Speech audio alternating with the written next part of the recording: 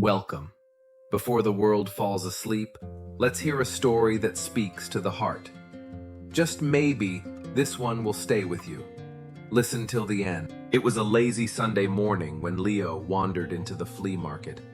The air smelled of roasted chestnuts and old books.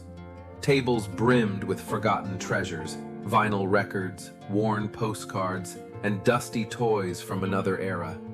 He wasn't looking for anything in particular. He just liked the feeling of history clinging to old things. That's when he saw it.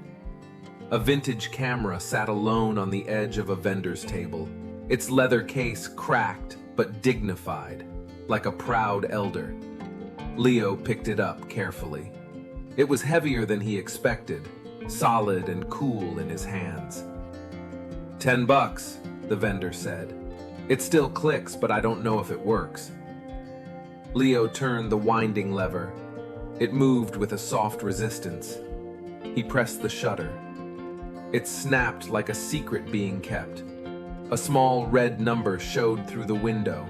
27. There was film inside. Back home, Leo sat at his kitchen table, turning the camera over in his hands.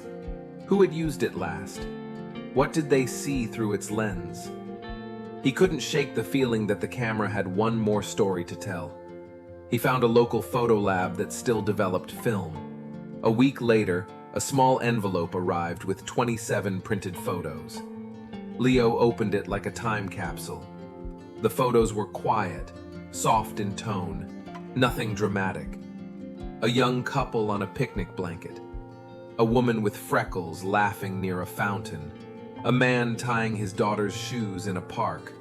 A blurry dog chasing a red ball. And the last photo, a handwritten sign taped to a tree. If you find this camera, I hope you find joy in these little moments we loved. Leo stared at that last picture for a long time. The photos weren't masterpieces, but there was something sincere about them. Honest, unposed. They looked like love, and it moved him more than he expected.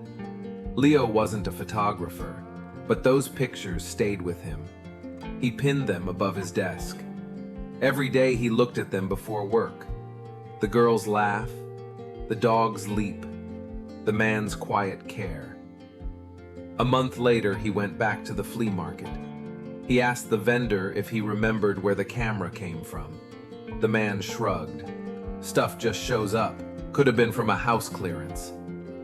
Leo left his number anyway, in case you get anything like that again. Weeks passed. Then one evening his phone rang. "Hey," the vendor said. "I found a box of old negatives and letters. Might be related to that camera." Leo rushed over. The box was a treasure chest of memories.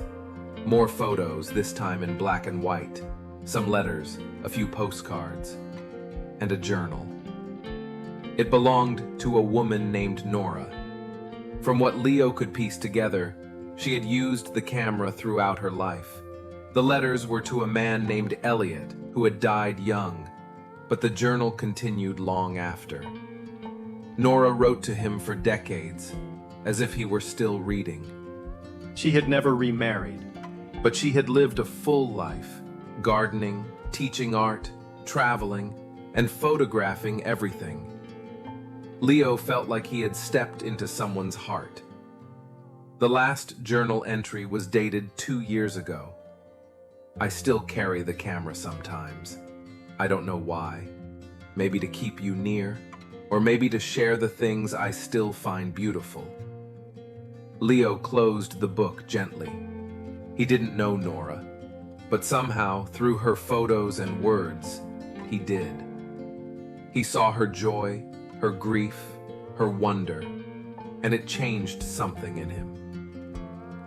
That weekend, Leo bought a roll of film.